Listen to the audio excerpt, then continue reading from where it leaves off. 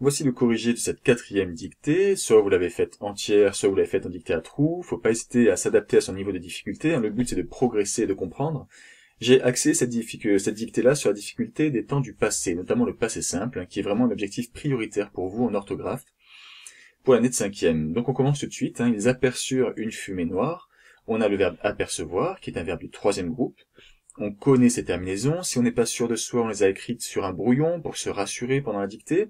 Et on y va, donc S, S, T, accent circonflexe MES, accent circonflexe TES, RENT. Qui est-ce qui aperçut?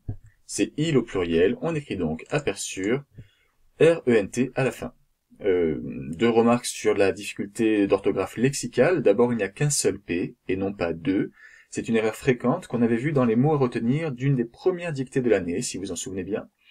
Deuxième chose, le C cédille, qui est rendu nécessaire pour produire le son SE devant la voyelle U. Ils aperçurent une fumée noire. Alors noir est un adjectif qualificatif, c'est le deuxième test de la dictée commentée. On peut dire je suis noir, mais on pose la question qui est-ce qui est noir? C'est une fumée. Et donc attention à bien mettre la marque du féminin, que vous avez tendance à ne pas vouloir mettre à cet adjectif, se disant que ça se prononce de la même façon. Non, il faut toujours mettre la marque de l'accord. Les deux chevaliers, impatients de trouver une aventure. On peut dire je suis impatient, c'est donc un adjectif qualificatif. On pose forcément la question, deuxième test, qui est-ce qui est impatient? Ce sont les deux chevaliers. J'ai la réponse qui me vient naturellement, c'est bon, je suis sûr de moi. Maintenant j'accorde. Les deux chevaliers impatients, un S à la fin. On pouvait deviner le T, pour ceux qui l'auraient oublié, en mettant, je vous rappelle, l'adjectif au féminin. Il est impatient, elle est impatiente. De trouver une aventure. Eh bien ça y est, le test numéro 3 de la dictée commentée, on est au complet. On a une forme verbale s'amenant par le son et, on fait le test, on remplace par un verbe du 2e ou du 3e groupe. Impatient de mordre, impatient de finir, de partir, c'est bien de l'infinitif, trouver ER. Une aventure dans laquelle il gagnerait de la gloire. J'ai voulu mettre cette difficulté car elle fait référence à une leçon qu'on a faite récemment, dans cette période de confinement, avec les pronoms relatifs, la proposition subordonnée relative. On a ici un pronom relatif composé, qui s'accorde donc avec le nom qui le précède. Je vous rappelle que cela s'appelle l'antécédent. Une aventure dans laquelle, c'est le mot aventure qui est repris par le pronom. Il faut donc écrire laquelle ainsi. Il gagnerait de la gloire. Alors j'ai hésité à vous placer ce verbe dans la dictée à trous. C'est du conditionnel présent, c'est quelque chose que nous verrons sur la fin de l'année. La terminaison est celle de l'imparfait, mais ce n'est pas de l'imparfait. Il gagnerait de la gloire, se précipitèrent vers le sommet de la colline. Alors on a encore un verbe au passé simple, sauf que cette fois, c'est un verbe du premier groupe, précipiter, ER. Donc là, cette fois, encore une fois, mes terminaisons, je récite AI, AS, A accent circonflexe MES, A accent circonflexe TES, E accent grave RENT. Précipitèrent s'écrit donc ainsi. Vers le sommet de la colline. Ils durent cependant se rendre à l'évidence. Alors, ils durent cependant se rendre à l'évidence. La forme verbale dure a dû vous poser problème, j'imagine, mais il faut se poser la question, quelle est l'action qui est réalisée, de quoi s'agit-il? Et on se rend compte que c'est le verbe devoir, conjugué au passé simple. Devoir, ça donne j'ai dû. Et on colle la terminaison.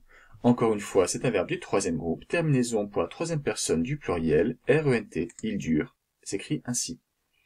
Cependant, se rendre à l'évidence. Voilà un homophone que nous avons vu il y a quelque temps. Quand se est placé devant un verbe, il s'écrit toujours SE. À l'évidence, autre homophone, on va dire un classique. Vous savez que pour savoir s'il faut écrire avec un accent ou pas, on remplace par avait. Il dure cependant se rendre avec l'évidence, cela n'a aucun sens. Il ne faut donc pas écrire sans accent, mais avec accent. Aucun dragon à cet endroit. Alors, aucun dragon, voilà une autre difficulté vue dans les mots à retenir des dictées précédentes.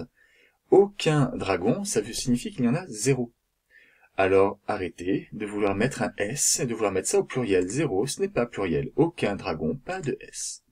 À cet endroit, nous avons ici un déterminant démonstratif. Voilà une leçon que nous avons faite récemment également. On a beau avoir le son 7, le mot 7, ce n'est pas du féminin, c'est bien un endroit, c'est masculin. Mais on ne dit pas à ce endroit, pour aider à prononcer, on doit rajouter un T. 7 s'écrit C-E-T. mais uniquement un vilain qui brûlait ses mauvaises herbes.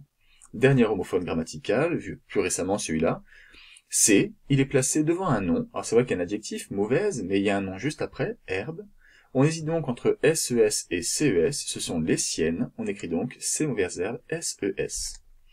Il les salua d'un grand geste.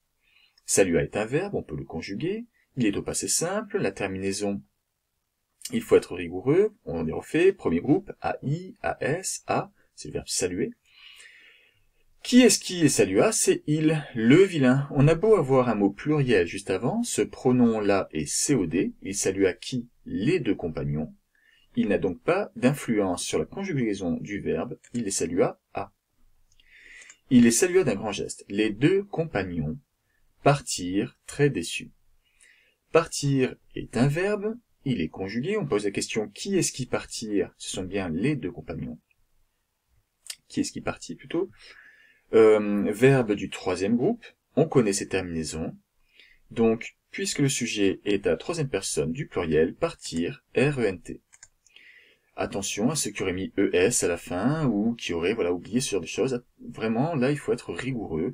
On connaît ces terminaisons et on colle. C'est du collage, un puzzle à 2 pièces. Radical, terminaison. Très déçu, on peut dire je suis déçu. Déçu est un adjectif qualificatif. On pose donc la question, qui est-ce qui est déçu? Ce sont les deux compagnons. On écrit donc déçu avec un S à la fin. Cependant, c'est l'orthographe lexicale qui m'a poussé à mettre ce mot dans la dictée. Vous avez tendance à écrire déçu ainsi, comme le mot dessus, en vous disant sans doute que, vu qu'il y a 2 consonnes à la suite, le E se prononce E. Votre raisonnement n'est pas absurde, mais attention, il vous fait commettre une erreur très fréquente. Alors retenez bien que déçu vient du verbe décevoir, et décevoir ne s'écrit certainement pas DE2S. Donc attention à ça, c'est une erreur. Voilà pour le corriger.